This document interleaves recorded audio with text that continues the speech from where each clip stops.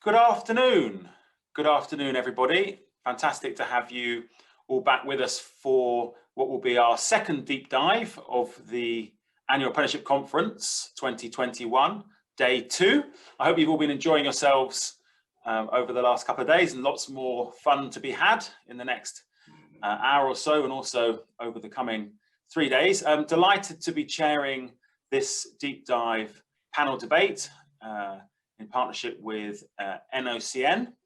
And we have a fantastic selection of speakers, very relevant to our topic. Topic is a discussion around the apprenticeship standards, very much a focus on the question of whether we have enough, whether we have too many, looking carefully at what's been developed already, what's already being reviewed for changes, and of course what's in the pipeline.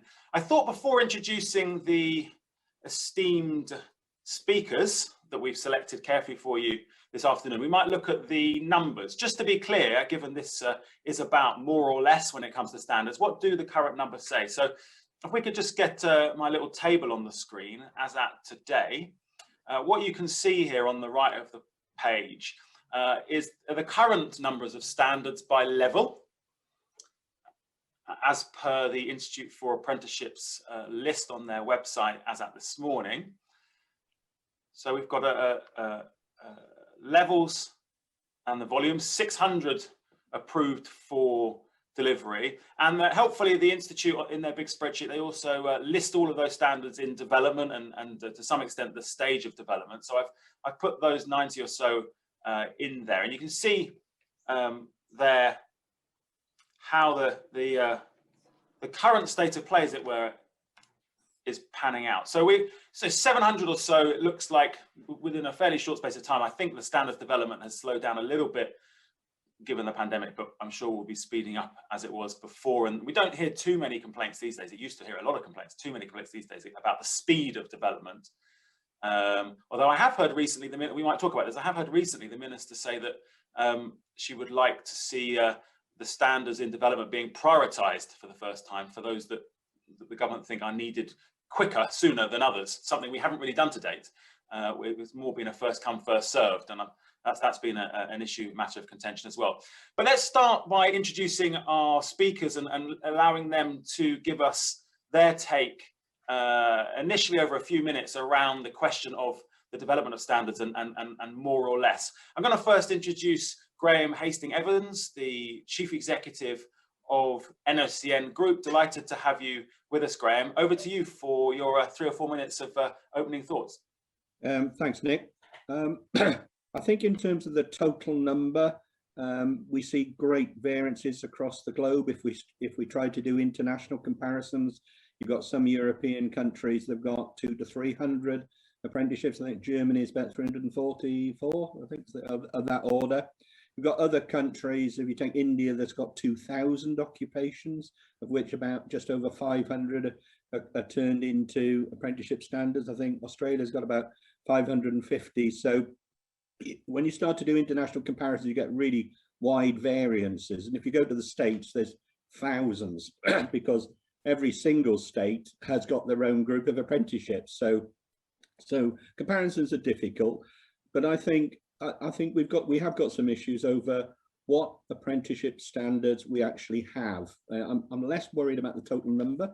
I think there are 3 issues that I have, and I think they derive from the way we approached it. We started with trailblazers, and we got some really good ideas out of the first few. We didn't then stand back and go, so how are we now really going to approach this? We've allowed employers to say, I want to do an apprenticeship standard, roll up, roll up, roll up. And in many sectors, nobody stood back and worked out the career pathways. Some sectors did. Financial services were good at that. They went through and went, so what standards do we need to cover the occupations and what might they need to be in the future? Not all sectors did that. And I think as a result, we've got, I think, 3 problems that face us. In certain areas, and the craft is a good example of that, if you look at the Europeans, they have a level 2 and a level 3. They have progression. And in most of our craft areas, we don't. I think that's now been recognised by the Institute. And you end up with arguments between employers of a standard that's 2.5, that isn't liked by the ones that wanted a level 2 and isn't particularly liked by the ones that wanted level 3. I think that's an issue we've got to tackle. I think the other is, because we've not done the career pathways, is over specialisation in certain areas. As you will know, I'm an engineer. There's loads and loads of technical engineer standards, many of which actually could have been pulled together into single standards and reduced the numbers. So I think we've got over specialisation as a problem in certain areas. And I think the other is around updating them. And I know it took 4 years to develop some of these standards. It takes a long time to update them as well. And as technology is changing rapidly, the way we've done this, it's really difficult to update standards. I was particularly impressed when I talked to Hong Kong, must be about a year ago now, 2 years, of course, we weren't traveling last year, were we? Where did last year go? They were able to technically update 200 apprenticeships in about 6 months because of the way they'd structured those apprenticeships, and they could bring in new technology really quickly. Yet we struggle with that updating. So for me, we've not got it right in terms of some of the crafts. We're over specialised in certain areas, and we haven't got a good process for updating. So those are my messages, 3 messages. Thank you. Thank you very much, Graham. Very interesting. And the last point there about not updating suggesting not updating in a timely enough fashion. I know these are supposed to be on 3-year cycles, but I'm not sure how much that's being achieved. However, we do have the man to ask, and I'm sure we will get on and do that with Jonathan Mitchell, the Deputy Director for Standards Development at the Institute for Apprenticeship and Technical Education. Delighted to have you joining us, Jonathan. Let's start, though, if we may, with this idea about more or less. Your boss this morning, of course, Jennifer Coupland, if you were tuning in, she chose to use part of her speech to say she firmly disagreed, they were her words, she firmly disagreed that there were too many standards. I'm guessing you're not going to surprise us and say otherwise. Your 3 or 4 minutes, please, now, Jonathan. Thanks so much. Yeah, you're right. I'm not going to use this moment to disagree with Jennifer right now. No, that's right. And I think probably what's right for me to say is I sort of recognise many of the things that Graham was just saying there, and it'd be mad if I said I didn't. I think we expect there to be a larger number than in some jurisdictions, and a smaller number than in others. And we're really keen to make sure that we've got a kind of all age, all level, employer-led approach, which I think is what Jennifer said this morning, and that is going to look a certain kind of way. I think there are some things clearly that it's right for us to mention, though. Firstly, picking up on that point, that it'd be really helpful to begin now to get a really clear picture of what is on the occupational maps for each of the occupational areas, and to use that as a kind of driving position for curating the landscape, if that's the right expression. That's something I think we really do want to do. You'll understand, and I'm sure all do, and I'm not asking for any sympathy here, but the work of the last few years has been to create that corpus of standards. But I think there is an opportunity right now for us to take a step back and look at whether that's right. And inevitably, in a complex system like this, there are some things that I think that we will undoubtedly want to look at again and to curate and get it into a slightly better shape. And I don't think it's just over specialization. Actually, I think there's there are some standards that lean in the other direction, and there's some work to be done. So I think we absolutely recognize that. We want to satisfy the skills needs of employers, where an apprenticeship or a technical qualification is the right vehicle for doing that, even if that means approving further standards. And we want the system to reflect genuine labour market need. But clearly there are going to be some standards that are not serving the right purpose or aren't making sense in relation to other standards, and we absolutely recognise the need to do some work on that. And I think you can expect to see that will be where a lot of our energies go in this particular space of our work over the coming years. I think it's also worth me just noting, and there's a session on this, I think, elsewhere during the course of this conference, that we're working very hard at the moment on developing a new approach to revising existing standards. And I hope that that will enable us to more proactively identify those that need to be retired, perhaps, or merged with other standards, or or whatever it might be. And of course, a lot more foresighting work going on our part. We had a construction route summit focused on this not all that long ago, to look at where new occupations also are emerging from the mists as new technologies and things like that begin to bite. So I think it will be easier, and that new approach, I can talk more about it if people want to identify where standards are just not needed or not working in the right kinds of ways. And as I say, I think that will help to manage the scale of the programme a bit. I think it's also worth noting now in the context of this conversation that we expect probably to approve some occupational standards that will never be apprenticeships. And I realise we're here to talk about apprenticeships right now, but I think we recognise that there will sometimes be a need to do that for where a particular occupation is relevant to a technical qualification that, as you understand, we also are looking after. So that might be something that happens too, rather than every standard equaling an apprenticeship in quite the way that it does at the moment. So a number of different things there, and of course just noting as well that the changes that we're working up on degree apprenticeships, there's a consultation on that coming soon, might slightly expand the reach of degree apprenticeships into a wider range of graduate entry occupations as well. But I think for us the absolute key here is about the occupational maps. We see those as a really important part of what we look after. They haven't yet had the opportunity to provide all the benefits that they definitely could provide, and we want to use those to make sure that we address the real problem here, which is the ability to find what learners are looking for and to have a quality programme when they get there. And that's the key thing for us. Thank you, Jonathan. That's really interesting. I was taking a little look, as you can now do. I've been running workshops on DFE data, and I was taking a look at the number of starts by standard. And it's quite helpful because it also shows you the standards where there've been no starts or little to any starts. And about 25%, around 150 standards have had fewer than 10 starts in the last half of the year. And I'm mindful that ministers going back many years, we'll come on and talk to Tom now, who's familiar with many of these announcements about there are too many of these things and we need to cut them, and then they get very excited about cutting them, and then we realize no one was doing them anyway. I just thought it was quite interesting that there do seem to be a lot of standards that we apparently had at least 10 employers desperate to develop, and someone somewhere has put a lot of time and energy into developing them, including your team, no doubt.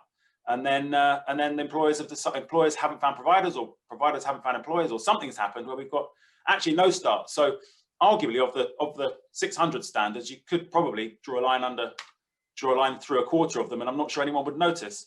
But anyway, without further ado, I'm delighted to introduce now Tom Bewick. Tom Bewick will be familiar to, I'm sure, everyone, very familiar face in many formats, not least the online sphere. Tom is, of course, here joining us in his capacity as the Chief Executive for the Federation of Awarding Bodies, or Federation of Awarding Bodies and Assessment Orgs, or however you want to describe these organisations in the context of apprenticeships. Tom, let's have your opening remarks, please. Yeah, hi Nick, and thanks. Yeah, and as you say, I'm very much here in my Federation of Awarding Bodies capacity today. And I do think your closing comments there, I think, go absolutely to the heart of the matter and this discussion, because if I had to go at rephrasing the question, developing standards more or less, I would probably add better or not, because I think Jennifer Cooper's got a point when she says it's not about the volume per se of standards, it's whether or not the efficacy, the quality, the take-up is really there with the standards that we've got. And we shouldn't forget that, going back to the Richard Review, the promise around these reforms, which have been in train now for 6-7 years, was that we would see an increase in the number of apprenticeship starts. The standards would be better than the old frameworks. Don't forget, for many of my members, they were providing qualifications under the old frameworks model. And of course, there's been quite an ideological opposition against qualifications appearing in the new apprenticeship system. And that's caused, obviously, problems as well. Although, obviously, sympathise with the nurses who don't want to go through, in effect, an endpoint assessment twice, both with their professional bodies and then have an EPA at the end of it. So it doesn't necessarily have to be an either or, but I think that's, for me, really the key point. On Graham's point about international, he's absolutely right. Again, you can look across the world and you see wide variance, but I think the reason for that is it comes down to whether or not you're running your apprenticeship system based on being occupationally specific, or whether you're looking to develop an apprenticeship experience that takes into account an occupation, but also looks at the industry more broadly. So, for example, if you compare hospitality, and I looked into this, I think actually Billy Camden reported this back in January for FE Week. If you look at an area like hospitality, you've got currently 11 standards that are recognised by the Institute for Apprenticeships and Technical Education. The role, I think, for head barista, that was withdrawn, otherwise it would have been 12. But then you look across to Germany, which, you know, I think it's important we do that, not necessarily to copy their system, but we do have a Secretary of State on record saying that he wants this country to be outperforming Germany by 2029. So I think it's important we do look at a world leading system like that. But in hospitality, they only have 5 standards. So I think for me, there's a question there about, is the hospitality industry really that different in the UK compared to Germany? And why in Germany have they got half the number of standards than we have? My second point briefly is about this notion of employer-led, because again, there's a lot talked about these standards being employer-led, and I'm on record saying that I think that's slightly a sort of expansion really of the concept, in the sense that what we have through the Institute is a very technocratic-led model. You see that with the whole process in which you have to go through even to get standards. You mentioned the 10 employers and the 10 letters. But what is really absent, I think, from the English apprenticeship system when it comes to the development of these standards is what I would call the ownership of them, and importantly also the accountability for them as well. I mean, this point you're raising here about, well, why are these standards not flying off the shelves? Why have we only got 10, 20 enrolments then? That to me has something to do with the system we have here, where we've, frankly, with the abolition of Sector Skills Council, I don't want to go back into that whole debate again, but clearly we've got rid of a whole load of employer-led bodies, and we've vested all our eggs in one basket with a very technocratic-led Institute for Apprenticeships and Technical Education. And then thirdly and finally, and I'll just sort of round off with this, I mean, not it's just to get the debate going, it's good to have a little bit of controversy. I think the jury's still out, isn't it, 6-7 years on from the Richard Review reforms, as to whether or not the promise that we were sold around standards being better than the old system is actually the case. I mean, you picked up with the Minister yesterday the issue of achievement rates. Achievement rates are not as good on standards as they were for frameworks. We're down on the number of starts. We were promised 3 million of those in the 2015 vision document. So I think in the end, we've all got to take a very deep breath and say, are we really on track for where we thought we would be back in 2013-14, notwithstanding obviously the pandemic? One final point that I will make, and it's an irony, I think, of these whole reforms, if you think about the way in which curriculum specialists, those that knew about qualifications, were locked out of the room, certainly in the early days. When you look at the number of standards and the endpoint assessments by volume, it's actually regulated awarding organisations that are responsible for the majority of endpoint assessments. And that might tell you something about where the expertise really lies in this particular market. It is with that awarding and assessment. I think there's been far too much experimentation around the idea of trying to open up the market, frankly, to those that don't have that awarding or assessment expertise. And that's why we're in some of the problems we're in now with, for example, the state of external quality assurance. I'll end it there. Thank you. Thanks, Tom. And it's maybe for another time, but I'd like to know more about the state of external quality assurance. I'm not sure the IFA or the DfE tell us very much. So maybe you're hearing things behind the scenes that none of us are. There's a lot of things that, and funding more generally, that I think that we lack in terms of transparency in the public domain, and we don't get the privilege of the sorts of conversations that the membership bodies get with the public bodies. I'd like to move on and hear first from two providers, the coalface, if you will, if that's okay, and then we'll come on and finish with another membership body. So I'd like to turn to Corrina, if that's okay. Corrina is the Managing Director for Access Training. I'm delighted to have you with us. Over to you for your opening remarks. Thank you, Nick. And yeah, lovely to be here and talking about the apprenticeship standards. And I think I would echo a lot of what's already been said. For me, in terms of the ultimate question, is the number of standards right or not? It's probably about right in terms of the number, but I would completely agree. What we now need to be focusing on is not just that number, but it's about the content of them, isn't it? It's making sure that those standards that we've got remain relevant, that they do stay up to date. You know, we've talked about that already, about the 3-year cycle. I think we've got some that are verging on 5-6 years old now and maybe haven't been reviewed yet. We need to make sure as well that the standards that we've got are meeting the employer needs and also those skills needs of the future. And I think that was a really important point that Tom made. It's about the difference, isn't it, between a completely competence-led, which certainly is what frameworks very much were. You needed to be in the job and doing it now. It couldn't be an aspirational job of the future, or else you wouldn't be able to achieve it. Versus how do we match that with the skill system, where we know that there are skills gaps and there are things that are going to be changing in the future, and how do we manage to bridge that gap between the two?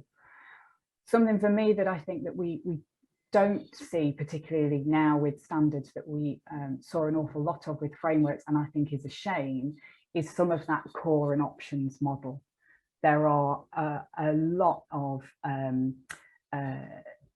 different jobs in different sectors where, you know, we don't need to have, you know, 5 different standards to fit each, you know, very marginally different little thing. If we think back to how we used to have it, where there would be a core of yes, skills and knowledge and things that people needed to know, but then it could be tailored to that individual or to that employer or that specific sector. And I think something like that is worked really, really well. And it's a shame that we don't have an option to do something like that now. The other thing for me, and this has really come through throughout the conference, has been the need for apprenticeships to be an accessible entry point for people into the world of work. Nick, I was on your one of your workshops yesterday, and I put a comment that the reduction in the level 2 start of apprenticeships broke my heart, and it really does. I started my career as a business admin level 2 apprentice, and now I've run this company. I've been in apprenticeships pretty much my entire working life. I think they are an amazing thing for bringing people into the world of work and helping them progress. I absolutely think that we need to have the higher levels, and I think that they very much have their place. But for me, that move away, for whatever reason, from focusing on some of those entry-level positions, and particularly the 16 to 18-year-olds, the young people coming in, has been a real shame, and something that I certainly try hard in my organisation to counter and to not gravitate towards a huge focus on some of those higher levels and some of the older learners. We do them for sure, and they absolutely have their place, but I don't think they should be the driving force of our apprenticeship system. And I guess then the last thing for me is to also throw into the mix the idea of the funding. I know the funding's being reviewed at the moment, not only in terms of the methodology of how the funding bands are set, but also in terms of the eligible costs. But that's really important for me. We have currently huge components of what needs to be delivered, what contractually has to be delivered, as well as what should be delivered, that are apparently not eligible for funding. And you know, that's not right. Again, you were talking to Jennifer earlier about this, and about if we now have very flexible and remote assessment methods, which maybe aren't as expensive as they originally were when standards were first created, but then we've also got big chunks of delivery, you know, IAG, making sure that we've got the right learner on the right programme, which is not currently eligible for funding. And that's something else to just sort of throw into the mix, I guess, for me. Okay, thank you for that contribution, Corrina. We'll be coming back to you for some more thoughts shortly. Before that, we'll hear from another provider, in this case a college. Are we going to go with college? Mr. NCG, Ross Radford is lead practitioner, apprenticeships and learner progress for NCG. For those that don't know, does it stand still for National College Group? Newcastle College Group is, of course, that's a Freudian slip. It is, of course, a national college, but also, or at least did own a training provider, does a lot of apprenticeships. very keen to hear your thoughts, Ross, from your perspective. Where in the country are you, Ross? Thanks, Nick. Well, I'm up in Newcastle. However, you know, we're not known as Newcastle College Group anymore. We're known as NCG directly. And just for the audience on today, we have colleges all over the country, from Newcastle, Carlisle, Kidderminster, Skelmersdale, and then we have 2 in London. So yeah, we're very spread out, as you can imagine, which then has its own challenges with everything else. And looking in this conversation that we're talking about this afternoon about developing standards, more or less, well, I think there's a possibility going to be too many, if I'm deadly honest. And part of that was standards were developed to try and streamline the process and reduce the amount of different pathways and levels that people can go on. And I know there was lots of debate at the last AAC conference around the level 2 business administrator, for example, and it deemed it not worthy because of the fact that the level 3 had a lot of the level 2 stuff within it, and it wasn't deemed as an actual standard with the minimum duration of 12 months and a day. And we have to think about as well that if we're going to come up to near enough 700 apprenticeship standards, you know, thinking about it from a logical point of view, it probably is going to provide about 45 different pathways, which from a college perspective is a substantial amount to maintain and to ensure that the quality of the curriculum is right, but also to ensure that the apprentice gets the best possible experience. And then on top of that, you have to liaise with a numerous different amount of endpoint assessment organisations within that. And you know, we work very closely with NOCN through Graham and through Tom Burton, and we understand their processes from top to bottom, and we get that. But every different endpoint assessment organisation has completely different processes and different procedures and different protocols. And if you're going to be using different ones for everything, and obviously that's the employer's choice, there's going to be a lot of complications in around that, in onboarding, in gateway readiness, in the different aspects of endpoint assessment, because even though things should be standardized about what a professional discussion is and what a multiple choice exam makes up of, everything's different across every different EPAO. You can speak to them all and they'll still have completely different contexts of opinions, which makes it even more difficult, because ultimately once the employers start to choose who the EPAOs are going to be, you could have in a class, you could have 3 people with one, 2 people with another one, and you get where I'm going with that. And that's going to cause massive complications in the delivery aspects about allowing people to be ready and occupationally competent for endpoint assessment because of the different assessment methods or the different stance points they have on those different assessment methods. And within that, so we just need to ensure that, obviously from the college point of view, that we really are very careful about what standards we select to do and how it's based upon a really, really good rational employer need and basis from that. And at NCG, we have set up our own approval panel through our Apprenticeship Council, which allows this to come through. And we talk about employer endorsement, EPAO status, and making sure that we have the right delivery model, which is fit for purpose as well. Because that's another thing we have to think about. It is the old day release model that was used for frameworks. Is that fit for purpose? And yes, we can think about how we use that and what we do is right. But the 20% off the job requirement doesn't meet the full needs on one day. And the employers, particularly the SMEs that a lot of people deal with, they need to still be educated in what the new standards mean and the process for them and how they need to be involved in the delivery. Very, very important. And I think they're the key takeaways from my aspect and working for a college group of a national structure about the implications of having too many standards and too many different pathways and too many different ways about doing it, I think.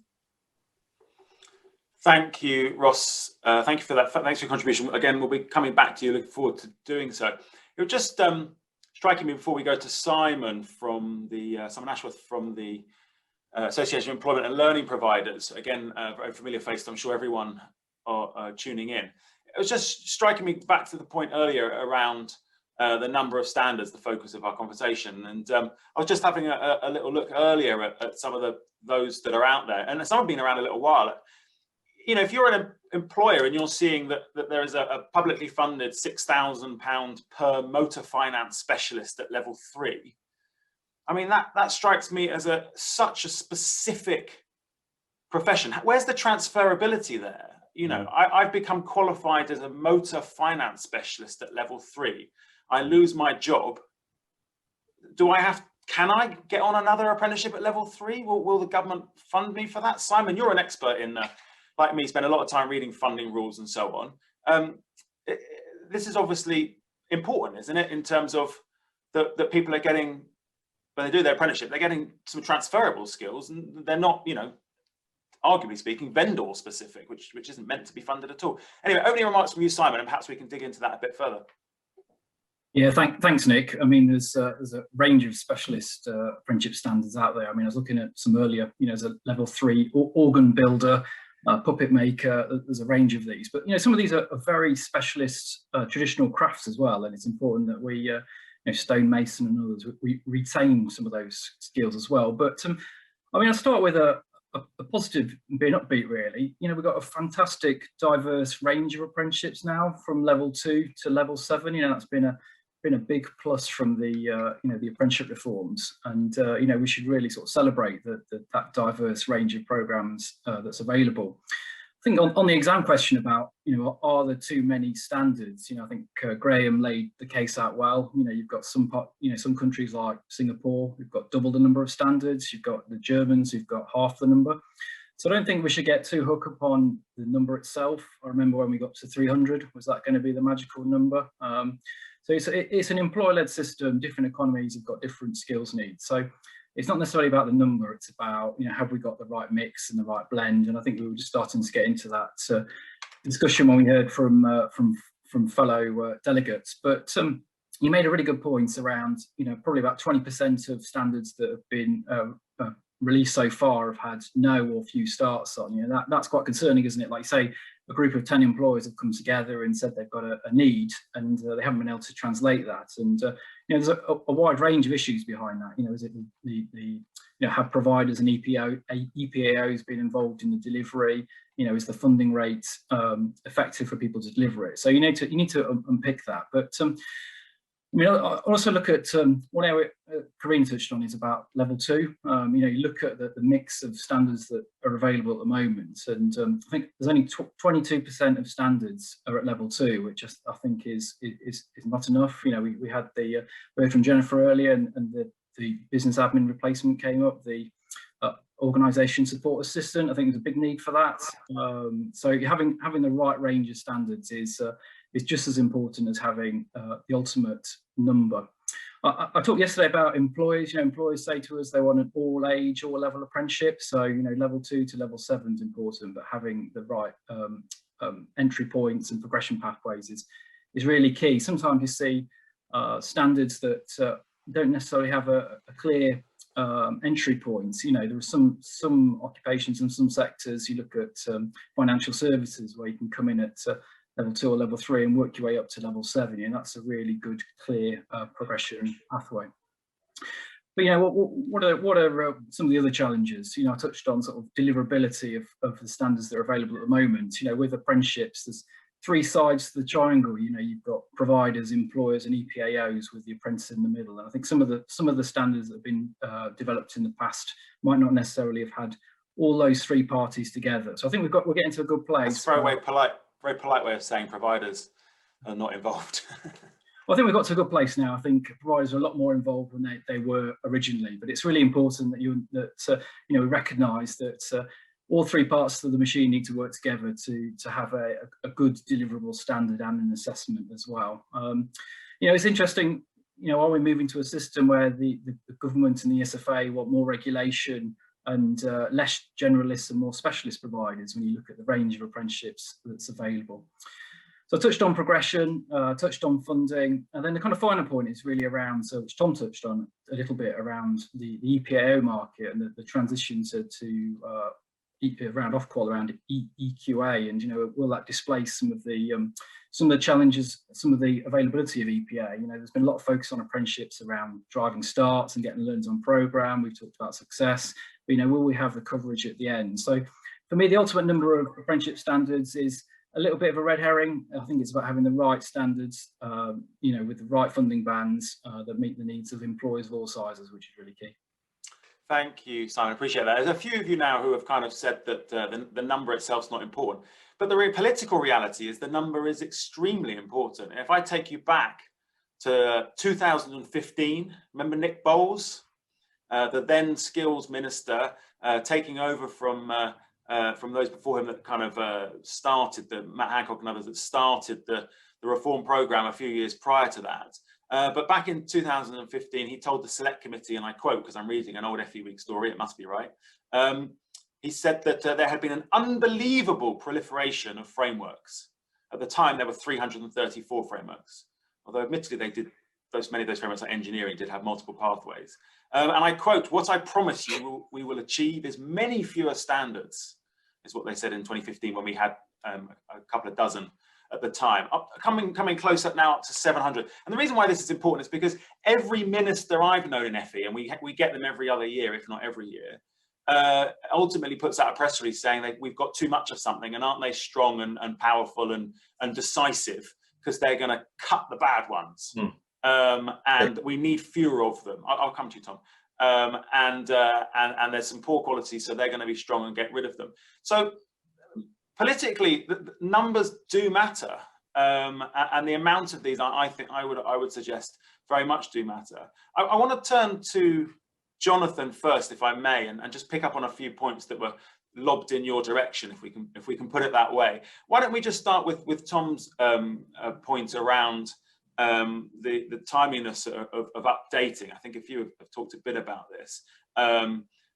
And keeping these standards where they are being delivered. Let's stop talking about ones when no one's doing them anyway. But where you've got, team leader level 3, the most used standard across any standard, it's been at the top of the pile for the last 3 years. Are these as relevant this year as they were 2 years ago? And how much resource have you got at the Institute with so many standards to keep on top of keeping them relevant? Yeah, thanks. Yeah, I mean, I think the answer to the question is, standards that have not been revised or reviewed for revision, for a long period of time, perhaps such as that example, certainly do need to be looked at. And I think it doesn't give me any pleasure that that sort of 3-year window that was kind of published on the standards is, is not one that's been that we've managed to stick to. I think there have been some good and understandable reasons for that. Not least actually the capacity of trailblazer groups to engage with that sort of work. It is, it is quite time consuming, and I will just add that where we expect, as we do in quite a lot of cases, I think, for the output of a review of a particular standard to be that it might make sense to merge 2 or more standards together to make more sense of the landscape. That is, believe me, that is a really hard thing to do. And if I thought I could do that in 6 months, I'd be jumping for joy. It's tough going because people have strong feelings about these things and are not necessarily hugely enthusiastic about the challenge that is entailed there. But I think the piece of work that we're doing right at the moment, which I hope what you will all like, is absolutely to get at that a different way. So far, we've got at our reviews by doing these quite grand set piece reviews of numerous standards in great detail and all that kind of thing. I think instead what we're doing is creating a more data-led evidence base for identifying which standards are most urgently in need of review. And I would like to think that we can get through a lot more standards a lot more quickly. There will be many standards that we take a look at it and we think, no, that's still absolutely doing the job. There's not really much of a need to do much with that one, and it's important perhaps to just confirm that in our minds. I think also there are quite a lot of indicators that would suggest to us that a standard might well be in need of review. So it might be completion rates, it might be numbers of starts, it might be all sorts of different components, quite a lot of which we can have pretty data-led kind of indicators set up for, and we are in fact doing that piece of work. And the intention will be that within the capacity that we have of our people and our route panels and so forth, and of course the trailblazers themselves, to identify which the most urgent are and to get onto those in a prioritized kind of way. And I think what you will see start to happen is us being a bit more assertive about where we think that there really is a need for something to be updated. you know, the outputs of that piece of work are going to be, you know, no change possibly, or a revision to that one standard, standing alone, bringing it up to date, taking account of merchant whatever skills needs. It might be to merge certain standards, or it might be to withdraw a standard altogether. And I think you can expect to see all of those come to pass over the time ahead. And of course, it's intrinsically linked to, or inherently linked to what is happening in the world around us right at the moment, which is some radical shifts in terms of you know, the skills needs of employers as we all emerge from, hopefully, from the last 12-18 months, and realize that the workplace has changed in a lot of cases. So are we going to get onto all of that, you know, overnight and have it all fixed in 12 months? I suspect probably not. But what I think we are going to have is a system for prioritizing what's urgent, that really gets at the most important ones as swiftly as possible. And I think you'll see later in the week, if you attend that session, that we've got a good way of doing that. Yeah, because I recall at a previous annual apprenticeship conference, the chief executive of the Institute of Apprenticeships at the time, Jerry, was very robust in his military defence, if I can put it that way, of the idea that he would prioritise one thing over another, which struck me as odd, that you would just do on a first come first basis, and might be part of the reason we've ended up with a quarter of standards with no one on them. So I think that's, although it's coming perhaps 4 or 5 years too late, I think it's really good that the government are pressing the IFA on trying to prioritise certain sectors and certain areas which you know, to tackle first, because there's clearly not an unlimited amount of resource to throw at this, and you're relying very heavily on employers to give up their time to do a lot of this stuff with and for you. Picking up on Simon's point, lastly, Jonathan, just briefly, do you think that a trick was missed in ignoring training providers and colleges for so long? I think the changes that we've made speak for themselves, I hope, in the sense that, you know, it's now a requirement. All Trailblazer groups must be working with a training provider and an endpoint assessment organisation, and that's obviously right. You might have heard, some of you may have attended earlier on today, a bit of work we're doing on specimen training plans. That's where the input of training providers has obviously really come into its own, and we think that is of value to training providers as well as being something that they can get involved in, and we believe that will drive up, you know, quality across the piece, which I think we think is a really good thing. So I think we probably all sort of have a memory of why it was that there was such a strong desire at the beginning of all of this to keep the employers absolutely at the center of the work that's been done. But to me, it makes complete sense that they have the input of training providers and endpoint assessment organizations in the work that they're doing, and that's where we've got to. Absolutely, and I'm desperately hopeful that Whitehall have learned the lessons of the past, and as we move forward with the FE white paper and hopefully various consultations, that training providers and their relevant colleges and their relevant membership bodies in the public domain hopefully can really contribute, because they are the experts, as are the awarding organisations in the case of assessment. Graham, if I can turn to you, when I was speaking with Jennifer Coupland earlier today, she joked that the word standard is not particularly helpful, and she said, let's just call them apprenticeships. Perhaps I'm being tongue-in-cheek. However, we need to give people, I believe, good core skills, yes, and that more generally based engineering or hospitality or business management or retail-based apprenticeship, I think is a better thing to do. So I'd like to wind back some of the standards in those areas, look at the I call them career pathways, and they're called occupational maps, and look for the synergies where we could club them together to reduce the numbers. That's one thing I'd like to do, so that they get something more worthwhile.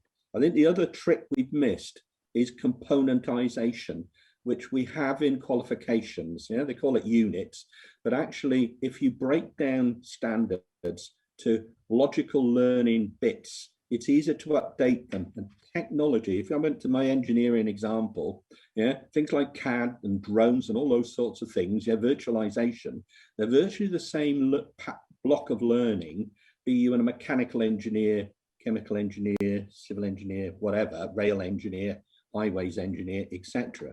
So if you've got components within these apprenticeships, yeah, I call them apprenticeships, yeah, then it's dead easy to go, right, we've got new technology, all that's being updated. Right, we can now put that new component into everybody and we update really quickly. And that's what Hong Kong did, because they broke things down within their apprenticeship standards to local blocks that would fit across more than one apprenticeship standard. And we're going to relook at the occupational maps and the numbers, which I think we should do. And I know the Institute is saying it's doing, and that's great. Can we also look at the common learning that fits, as awarding bodies do with their qualifications? And that helps training providers, because they know, I've got that block of learning, it's on new technology, it will fit with these 3 or 4 apprenticeships, dead easy. I can even offer an upskilling course to adults that were an apprentice 2 or 3 years ago. They now need to have these skills. So I'd like to have componentization as well as that rationalization of the numbers. Interesting, thank you. It's quite fascinating, isn't it? Tom was talking about quite a centralized, bureaucratic, I think it's fair to describe, system that we have here with the way the Institute manage the process with or on behalf of employers. And on the one hand, I keep hearing from ministers and others that employers are in the driving seat. We have the numbers, we have all these management apprenticeships because that's what employers want. And yet the government doesn't seem very keen on giving employers what they want at level 2, for example, in business administration. Corrina, I wonder, an opportunity for you to say a little bit more about the level 2, and maybe I'll put you in my seat if you've got a question for Jonathan. Yeah, so for us, the loss of the business admin level 2 has been massive, actually. For us as a provider, it was something that we delivered quite a lot of, and for our employers, we do an awful lot of work with the NHS, who, as we all know, have been real champions of wanting to get admin 2 back. And it seemed to me, earlier on when a year or 2 ago, when we were looking at the different proposals for admin 2 or whatever description they had at the time, there was I think a fundamental sort of misunderstanding or not understanding an entry-level position, what that meant to an individual, what those skills were that they needed to learn coming in at that level. Yes, we can all look at standards for some of the level 2 and think that they maybe look quite basic, but actually for a brand new entrant, there is a big learning curve that they've got to go on. And I think the idea of traineeships as a potential sort of pre-apprenticeship model, and maybe there doesn't need to be an apprenticeship, I think it's a great idea in theory.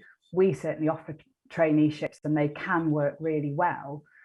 But for an employer that needs a member of staff and for an individual that wants a job with a salary, a traineeship is not a long-term solution for them. So there definitely is a gap. So I guess for me, it would just be, the only question would be, will the Institute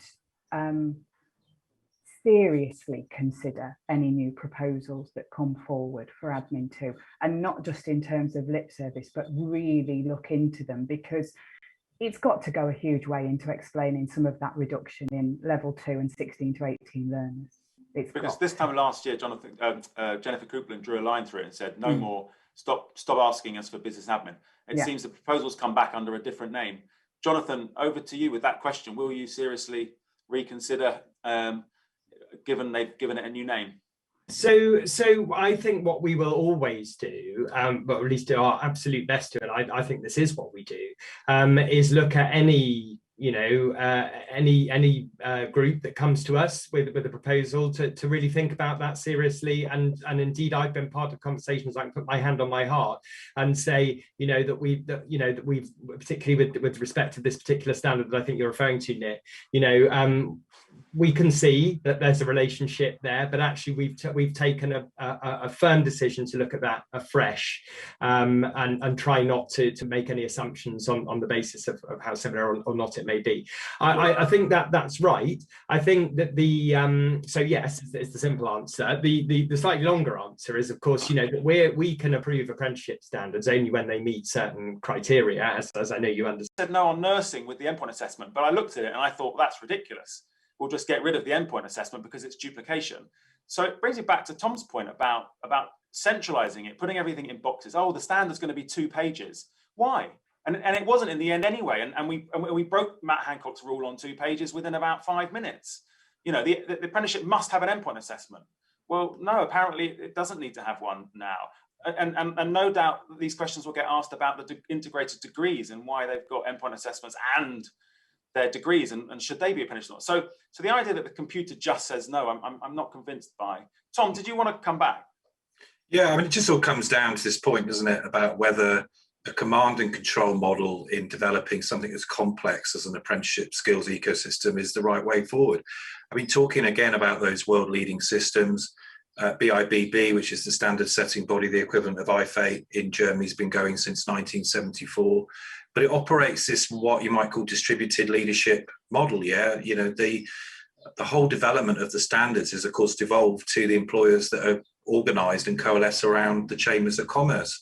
In Switzerland, you know, the federal minister isn't even involved in day-to-day issues around the apprenticeship programme. It's all completely devolved to curriculum experts who work sectorally, not through some sort of giant behemoth, which potentially, by the way, is what IfATE is going to become, because not just in terms of the apprenticeship standards, of course, in the white paper, we've got this ambition that by 2030, all qualifications will run off standards developed by the Institute, signed off by the Institute. So, you know, we are going to have to lance this boil at some point. We're going to have to get to a debate and a consensus about what the future of, you know, the co-development model. I mean, I know the Chief Executive of IfATE, Jennifer Coupland's keen on this idea of co-development, but I think she's going to have to start to demonstrate it in practice in terms of, as I said in my opening gambit, about where ownership and accountability for the development of these standards should sit in the medium to longer term. And I personally don't think it's a good idea to centralise it all in one particular agency. As well-meaning and as brilliant and as committed as colleagues like Jonathan and his colleagues are at the Institute, that is not a recipe for a world-class system, in my view. Okay, thanks, Tom. I'd throw it back to Jonathan, but I think it's only fair that we let a few others come back in. Simon, are you as critical as Tom? I know he was well-meaning in his criticisms, but he couldn't have been any clearer. He doesn't think the system's fit for purpose. Where are you on this? I think we should throw the baby out with the bathwater, and I wouldn't be as sweeping as that. I think we've come a long way. You know, I've talked before around, you know, that EPAOs and providers were locked out of the system, and now they're much more integral working with employers. I see challenges around, you know, trying to get more small employers involved, you know, so we've got the standards available for them, and that kind of links back to the level 2 points. I mean, I think Jennifer Coupland was quite clear this morning, you know, they'll look at the new standard in its own right and apply the tests, but clearly there's a huge appetite for that, you know, from employers, public sector, private sector, and, you know, lots of young people who need that entry step. I think Jennifer talked this morning about, you know, the majority of apprenticeship starts being at level 2 and level 3, but I think that kind of masks it a bit, really. When you look at the availability of standards and where the starts are, most of them, you know, there's been a shift to level 3 and obviously a big growth in level 6 and level 7, you know, from a standing start, it's increased to 12%. You know, that's a big jump. You know, we absolutely need level 6 and level 7, but we also need, you know, routes for all learners, young people and adults. And just going back to what Graham was saying, really around, you know, consolidation and portability and transferability, I think there's some really kind of key principles. One area to kind of throw into the mix is digital skills. You know, we've seen sort of maths and English being the bedrock of apprenticeships, and you know, I certainly see in all apprenticeships there should be more digital skills for apprentices as we, you know, look for a kind of golden thread around consistency and how we can future-proof the skills of the workforce. So definitely something around digital to go with maths and English. Interesting, Simon. Thank you. And you mentioned mentioned digital. I'm just looking at the chats from those watching, and a few people talking about the digital review and what's happened to that, and the uncertainty around the future of the standards in digital while that review continues to be ongoing is not helpful for planning ahead in such an important sector. Perhaps we can come back to Jonathan and answer the question for Sharon around when will you have concluded this review so they can plan the curriculum. Before we do that, Ross, is digital an area of interest and concern for you? You've obviously got probably one of the broadest offers of apprenticeships in the marketplace. Yeah, Nick, we have it, and we're actually our own EPAO for our level 6 integrated degree as well. I noticed that. Which would have been really helpful if we'd had a bit of extra support with that. It was very challenging to do that point of view, and to grow the digital literacy, the digital market of everybody, especially with COVID, it is vital, I think. And we were talking about this before we even came on. This conference is virtual. Is this going to be a thing continuing? Ultimately, we probably think the answer is going to be yes. It's vital to make sure that apprentices, students, but employers now are their digital literacy is definitely brought up to date, just to ensure that everyone is kept on the same playing field. Especially with the younger population coming through, the children in different generations, they're going to have more digital literacy than what we have. And we need to ensure that as practitioners, as teachers, as endpoint assessors, as endpoint assessment organisations, that we keep up to date with all of that. And the only way we can do that is consolidating and growing the digital standards and the digital skills that are out there to make that happen, I think. Absolutely. I'm mindful that all eyes are on Jonathan. I guess that's the curse that comes with having so much responsibility. I think the white paper was very much a thumbs up for the Institute for Apprenticeships, and that's a positive. Of course, in terms of the government giving you that responsibility, they entrusted you with T-levels shortly after even establishing as an organisation, and that's no small feat, when in reality it's the department that's the sponsor.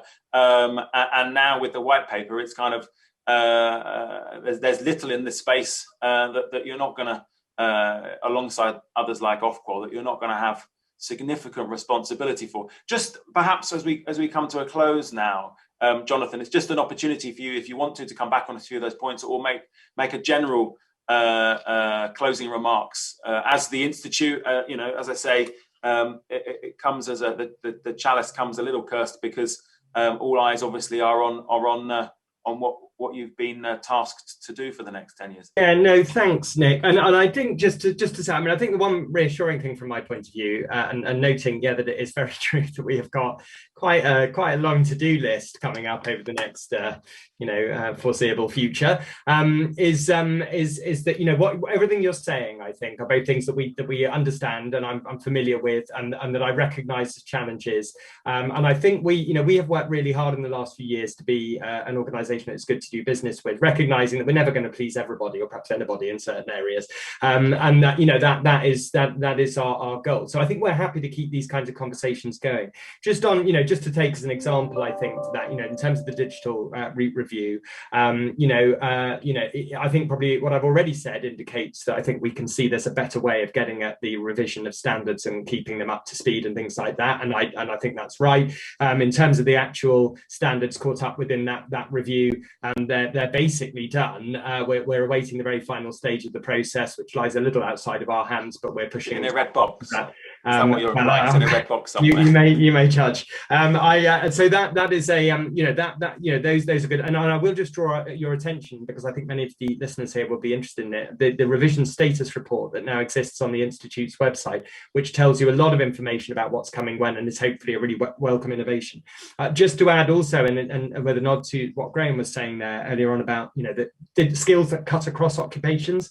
We're doing a lot of work on that right now, in engineering and digital as well, with sort of banks of kind of common KSBs that cut across many different standards. And I think that whilst that is not the finished, that's not the end of the journey for us on that particular area. I think what it should indicate to you is an understanding of a need for us to be able to cohere common KSBs that exist across particular standards, and for that to be easier to monitor and to update and all that kind of thing. So I don't think we're a million miles apart in terms of the kinds of things that you're thinking about, but I welcome all of these thoughts and others in terms of enabling us to do our work as well as possible.